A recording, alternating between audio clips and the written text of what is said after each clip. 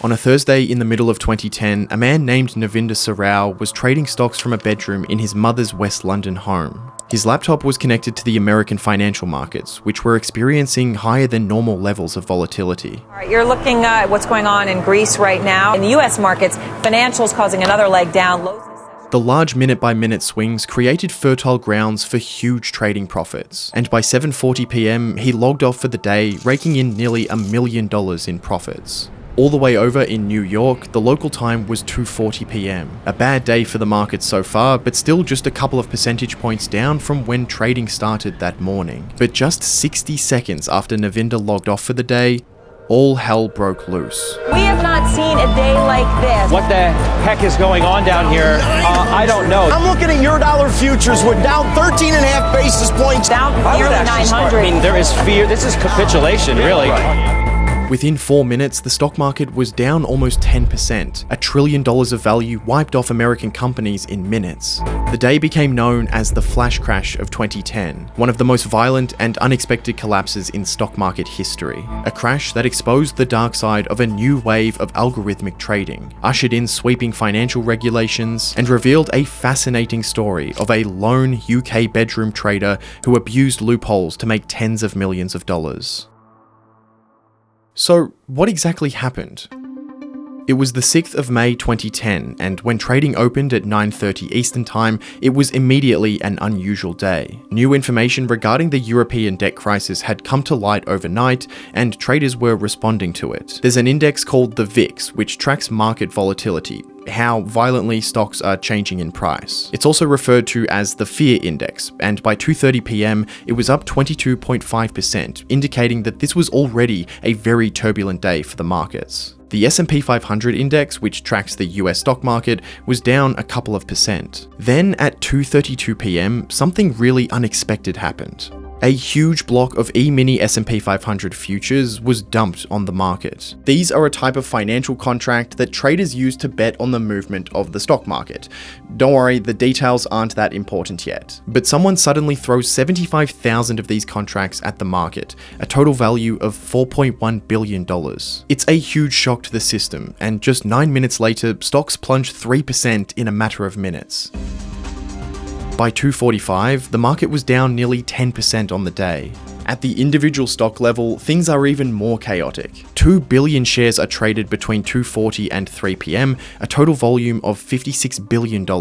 About 20,000 trades are executed at prices more than 60% above or below where they were trading just a few minutes earlier, some at completely irrational prices. ACN, the stock representing Accenture, fell from $40 a share to 1 cent within 7 seconds. A $30 billion company was suddenly trading for under $10 million. Other stocks saw the equally irrational opposing situation. Apple stock went from $250 a share to $100,000 a share within seconds, briefly valuing the company at $54 trillion, which is almost the total value of the entire US stock market today. I really want to highlight just how absurd this is. There were 2 trades for 895 Apple shares executed at these prices. In total, they should have sold for $216,000, but instead they sold for $89.5 million. And then it just stopped. By 3 p.m, the broad stock market had largely regained its losses from the crash, although still down as it was when the day began. The crash lasted just 36 minutes, hence the name flash crash, and the violent financial event naturally raised a lot of questions. Questions which we now have the answers to. What caused the crash? Who were the traders responsible? And what does all of this have to do with a British man who discovered a hack to make millions from his bedroom?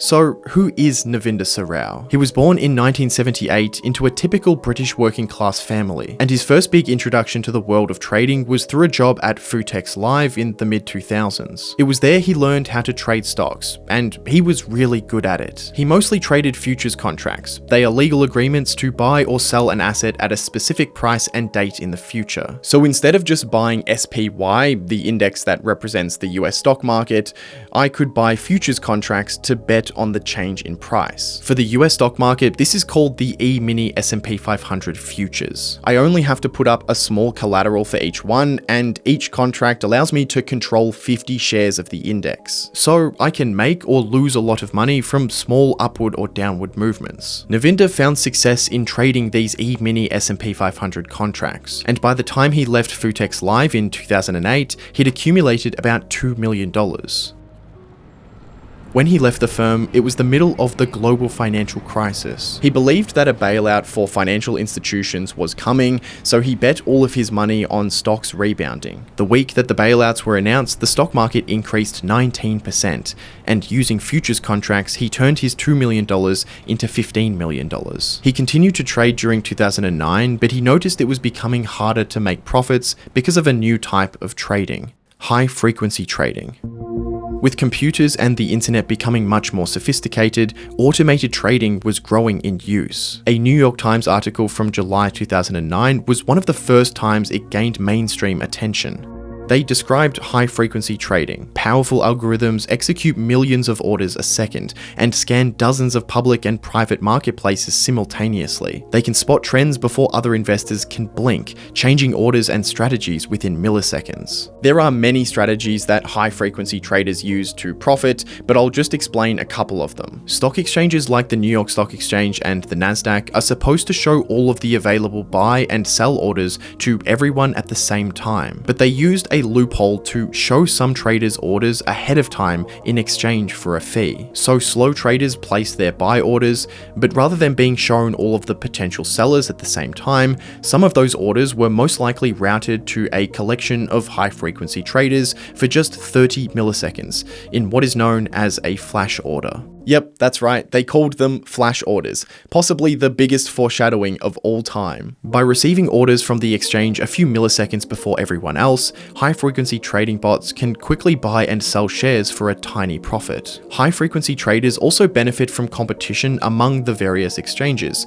which pay small fees that are often collected by the biggest and most active traders, typically a quarter of a cent per share to whoever arrives first. But then the article talks about another strategy, which in hindsight was essentially a blueprint for anyone who wanted to abuse financial markets for a profit. They analyzed a July 15th trading session. Chipmaker Intel had reported strong quarterly earnings the night before, and traders set out to buy another chipmaker, Broadcom, when the market opened. Beyond the genuine trades, there was a lot of stock manipulation. Soon, thousands of orders began flooding the markets as high-frequency software went into high gear. Automatic programs began issuing and cancelling tiny orders within milliseconds to determine how much the slower traders were willing to pay. The high-frequency computers quickly determined that some investors' upper limit was $26.40.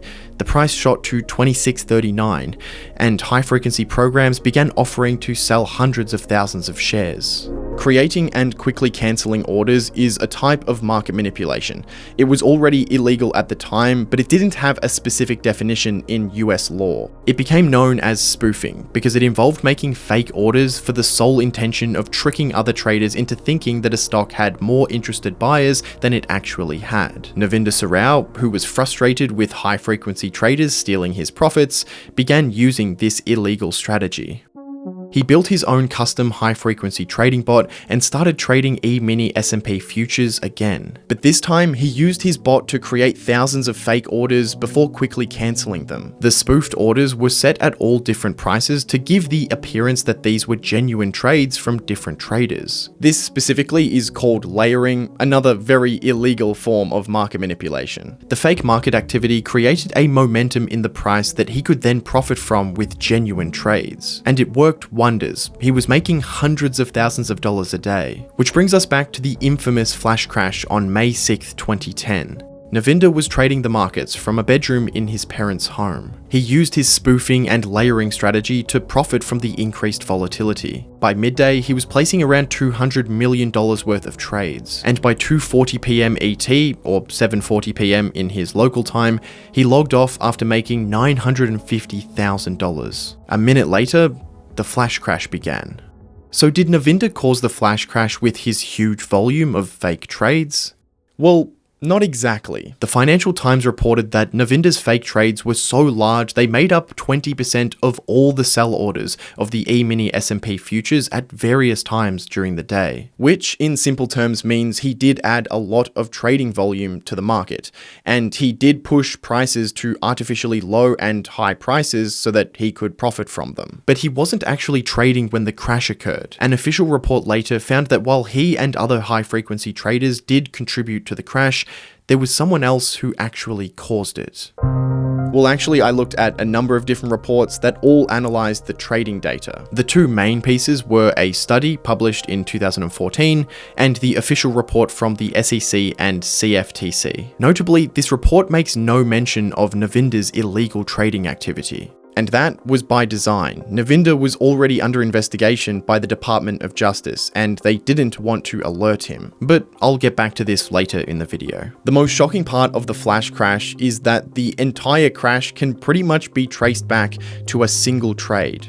At 2:32 p.m, a mutual fund initiated an order to sell 75,000 E-mini S&P futures contracts, a total value of $4.1 billion. Now, you can't just dump an order like this on the market without crashing the price, because there wouldn't be enough buyers on the other side. The buy-side liquidity for the E-mini contracts was under $3 billion. Buy-side liquidity effectively meaning the pool of willing buyers, and so this trade would have to be slowly drip-fed into the market. For reference, a similar trade to this earlier in the year took more than 5 hours to fully execute. So the mutual fund decided to use a sell algorithm to slowly sell the 75,000 contracts. They set the target execution rate at 9% of the trading volume from the previous minute. This limit prevents the bot from dumping too many shares onto the market too quickly. If there was $1 billion of these contracts being traded back and forth every minute, the bot would only sell $90 million worth of contracts every minute. Sell algorithms can also have price and timing limits so that the contracts aren't sold on the market for a price that's too low. This mutual fund used no such limits. Any price and any speed was acceptable as long as it didn't exceed 9% of trading volume. And that was a huge mistake. On initial thought, you might think that trading volume is a good way to see or measure how many willing buyers there are for these E-mini contracts.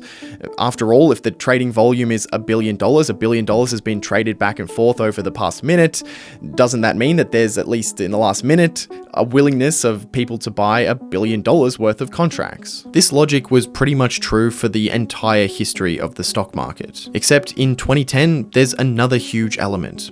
High-frequency traders. Remember, these trading bots aren't trying to acquire or offload their own positions. They're buying and selling just milliseconds apart, often to other bots, before the real buyer acquires the contract. They don't add to the pool of willing buyers, but they do increase the volume. Between 2:41 and 2:44 p.m, high-frequency traders traded 140,000 E-mini contracts, representing 33% of total volume. Bots that had no intention of holding the contracts were driving up the trading volume. As the volume rose, the mutual fund's sell algorithm viewed this as the pool of willing buyers increasing, so it started feeding more of the 75,000 contracts into the market. The high-frequency traders were creating the illusion that there was lots of willing buyers, and when there weren't enough buyers, it crashed the E-mini market. The pain quickly spread into the actual stock market because of cross-market arbitrages. These are traders who buy the E-mini contracts and sell the SPY index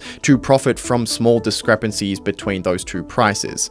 But in this case, they essentially were transferring the collapsing E-mini market into the actual stock market. Within just 20 minutes, the entire 75,000 contract order had been executed on the market, an order that should have taken more than 5 hours. This 2014 study specifically looked at the role of high-frequency traders. It concluded that while they did increase the trading volume, they didn't actually cause the crash. They just accelerated a problem that was essentially created by the mutual fund that made a huge oopsie when it came to the sell algorithm of those 75,000 contracts. Navinder was one of these high-frequency traders who were not directly to blame, but did add fuel to the fire. Of course, one big difference was that most of Navinder's trades were completely fraudulent, and it didn't go unnoticed.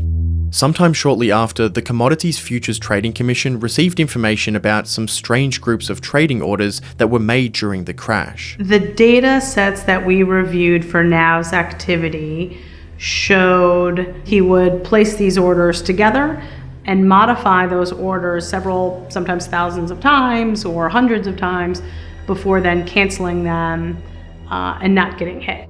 With enough evidence, the CFTC passes the case over to the Department of Justice. The investigation took years to complete, but in 2015, Navinder was finally arrested in the UK. He was indicted by a grand jury on 22 counts of wire fraud, commodities fraud, and manipulation for trades between 2009 and 2014. The 22 charges carried a maximum sentence of 380 years in prison. The Financial Times reported that Navinder admitted to entering more than 85 spoof trades on the day of the crash. And in the DOJ statement, it says he admitted to making at least $12.8 million from the illegal activities. In 2016, he entered a plea agreement with the DOJ on spoofing and wire fraud charges. But thanks to his help in furthering US financial regulations, he only received 1 year's house arrest. The flash crash brought with it a tightening of financial regulations. The Dodd-Frank Wall Street Act was passed as law just 2 weeks after the crash. It was a piece of legislation initiated by President Obama after the global financial crisis. And among other things, it finally provided a direct definition of spoofing in US law. The crash also shed light on a number of flaws in financial markets. How large automated sell orders can trigger extreme price movements. That high trading volume is not always a reliable indicator of market liquidity. And another example of just how connected the derivatives and securities markets are. After Navinder's arrest, many believed he was essentially a scapegoat for a practice that was rampant on Wall Street. Spoofing and layering trades should be illegal, but it's also something done all the time, even by the big firms. Going after a lone UK trader for this is even more ridiculous when you consider the global financial crisis just happened, and only one person was jailed in the US for their role in the crisis. I hope you guys enjoyed this very long and complicated story, and if you did, a huge way that you can support me is simply by hitting the subscribe button. And even better, check out one of my other videos next.